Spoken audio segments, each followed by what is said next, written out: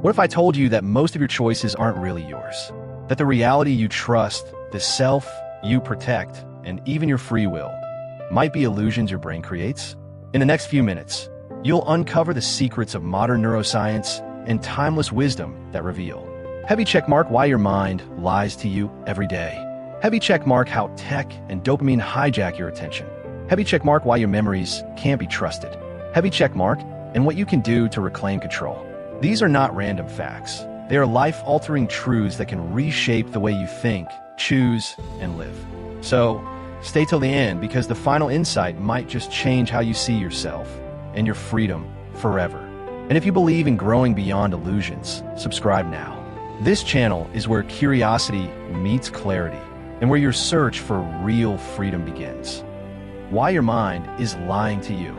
Hidden paradox of conscious reality. Imagine this.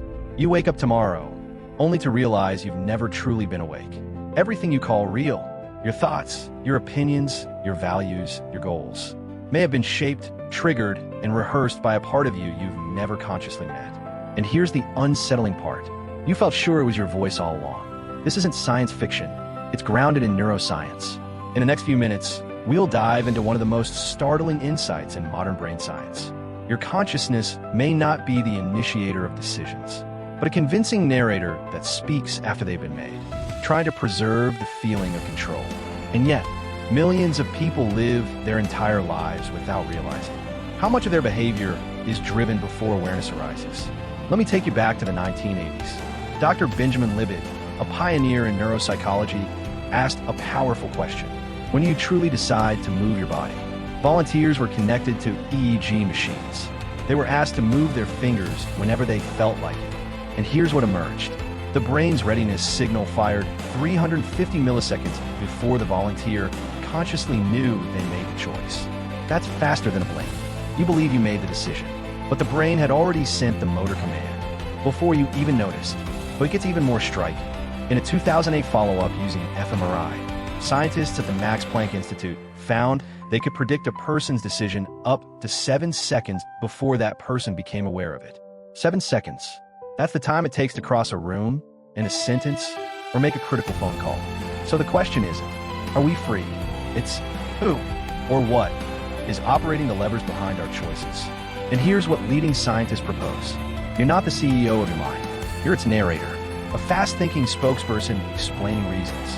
After the action has been launched, research now estimates that up to 95% of daily behavior is unconscious. Let that sink in. From what you eat, to how you greet a stranger, to who you trust, to what you believe, to whom you love. Much of it runs on background code. Your brain is executing routines, while your conscious mind writes the press release. And so begins the paradox. You feel conscious, you feel in control, but the sensation of, I chose this, is often a reconstruction, stitched together from emotion, memory, and cultural conditioning. Dr. David Eagleman, neuroscientist and author of Incognito, captures it perfectly. Most of what you do every day is not the product of your conscious choice. It's the result of algorithms hidden beneath awareness. Here's what that really means. You react before you reflect. You interpret before you observe. You narrate a story that your subconscious already composed. Even more surprising, your thoughts often surface after your body acts. This is known as backward referral, and it's shown in studies where the body prepares to move before thought enters awareness. So if your body acts before your decision, if your emotions spike before you explain them, if your beliefs exist before you question them, then what does it actually mean to be you? And if that question made you pause, good, because you just interrupted the loop. Part 2, the dopamine prison and hallucinated reality. Let's move deeper into the machinery of your mind. If your free will is an illusion, then your attention is the battlefield. And what fuels that battle? One tiny molecule, dopamine. Dopamine is not the pleasure chemical. It's the anticipation chemical. It's what makes you reach, check, scroll, tap, swipe again. But here's what you were never told. Tech companies, social platforms, and mobile app designers didn't just stumble into addictive design.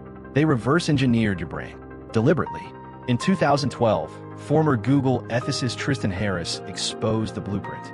Infinite scroll, autoplay, notification loops, all modeled on slot machine psychology. And it works. MIT's Media Lab found that platforms using infinite scroll boosted user engagement dramatically.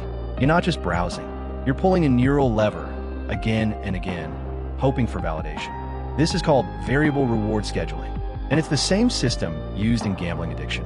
Every like, every comment, every read, it's not information, it's a dopamine trigger, and your brain, specifically your ventral tegmental area, has been trained to fire for it. Dr. Anna Lemke, author of Dopamine, puts it this way: we've gone from a world of scarcity to a world of overwhelming abundance, and the brain's reward system has no break. But that's not even the most dangerous part. The most dangerous part is this: while you're chasing rewards, someone else is designing what you crave. Your attention has become programmable. Every scroll, every tap, feeds an AI model of you, not the you think you are, the predictable, emotionally triggerable data self.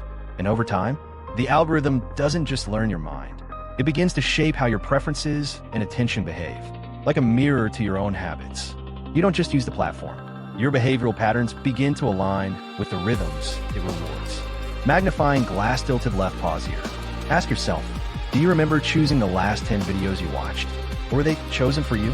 Here's where it gets more disturbing. According to Stanford's Habit Lab, the average person unlocks their phone over 80 times a day. Most of these are subconscious loops, not intentional action. Now connect the dots. Your dopamine system is hijacked. Your attention is captured. Your behavior is shaped. And your digital identity is gradually rewritten by patterns you didn't consciously choose. This isn't distraction. It's neuroarchitecture. And what makes it even worse? Your ego defends it. It whispers, I'm in control. I'm just checking for a second. This is how I stay informed. But it's not. It's how you stay trapped. And all of it, every loop, every ping, every flicker of blue light, is powered by the illusion that you're making a choice. So here's the paradox. The more your brain chases stimulation, the less it experiences truth. And just when you think it's safe, when you believe you're scrolling by choice, remember this: you're not the user, you're the product, and your attention is the price. Part 3. Your brain is a hallucination machine. Here's a shocking truth. You don't see the world as it is. You see it as your brain predicts it will be. Reality, for your mind, is not received. It's constructed in advance. And those constructions are often wrong. Welcome to the idea of predictive processing, a paradigm-shifting theory in neuroscience.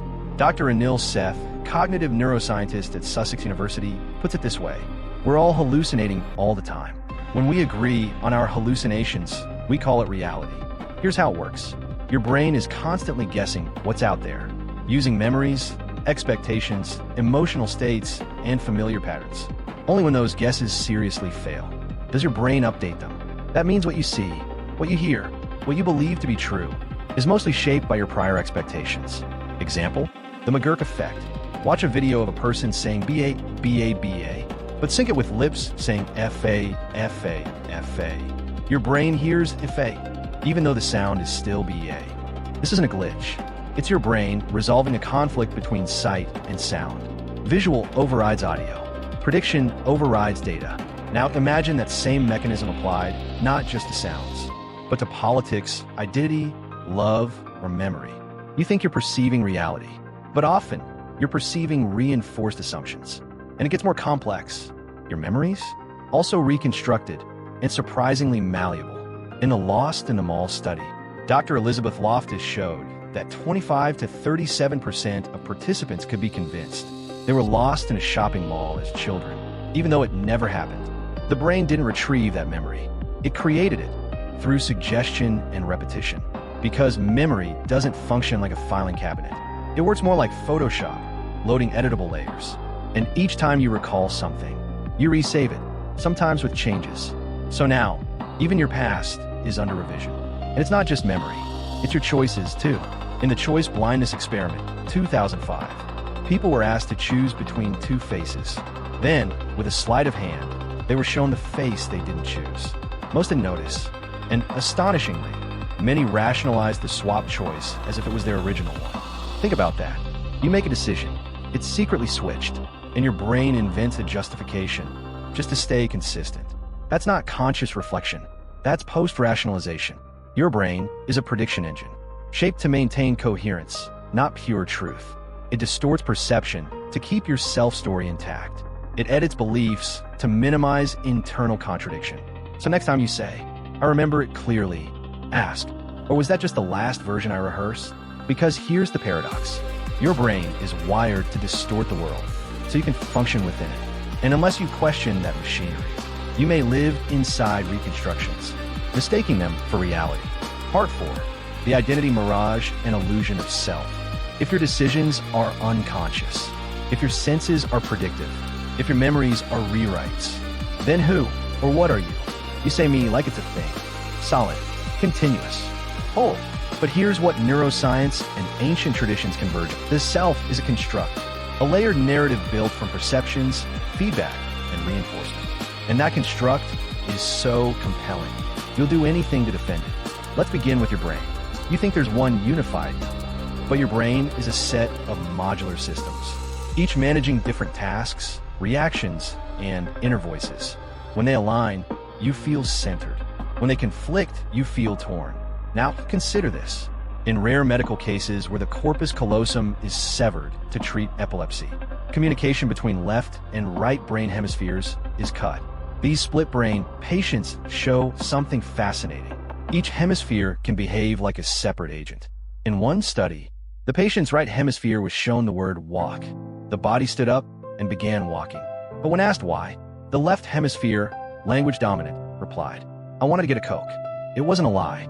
It was a fabricated explanation, crafted to preserve internal coherence.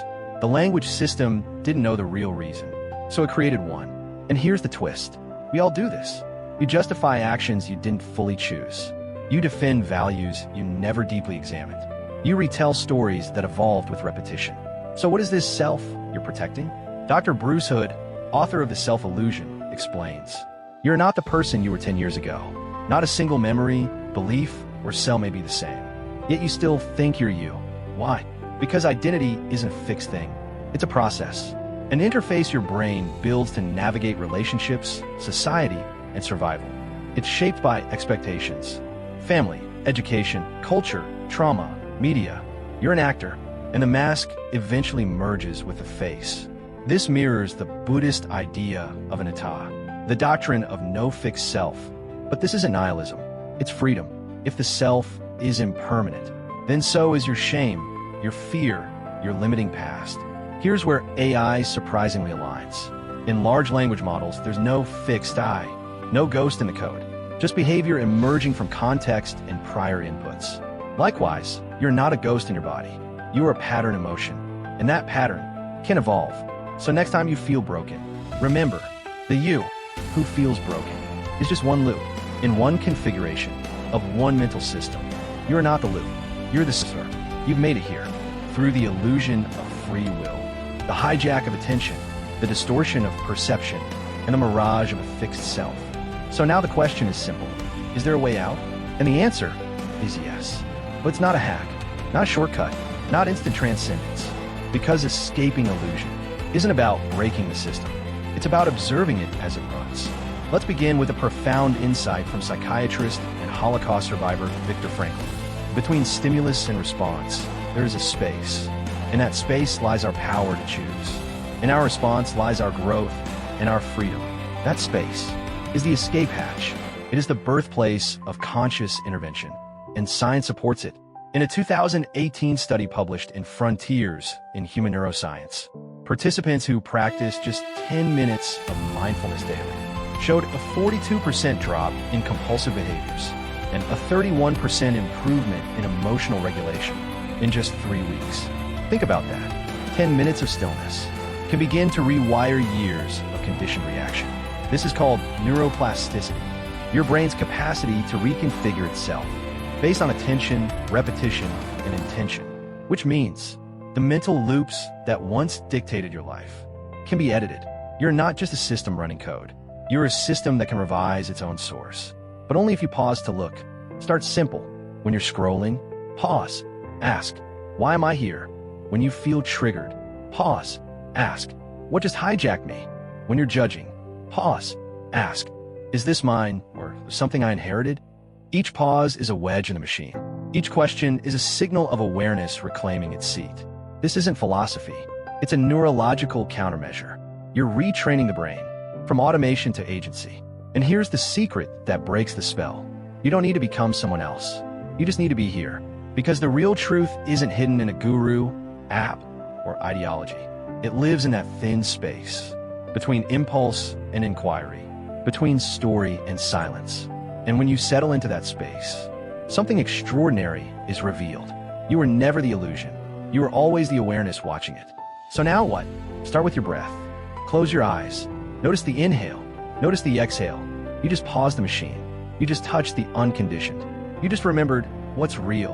And from that stillness, the illusion begins to dissolve. Not into confusion, but into clarity. Because awareness was never the lie. It was always the way out. You've just journeyed through some of the most mind-bending truths about consciousness. How free will may be an illusion. How dopamine hijacks attention. How reality itself is a prediction. And how this self you defend might only be a story.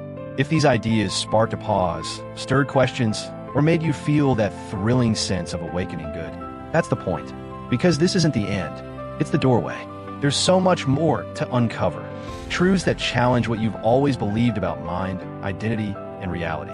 So if you're ready to dive deeper into these paradoxes, to explore the science, philosophy, and practices that set you free from the invisible loops, subscribe now. Don't just scroll past. Step into the space between stimulus and response. That's where freedom begins. Hit subscribe and keep questioning what's real.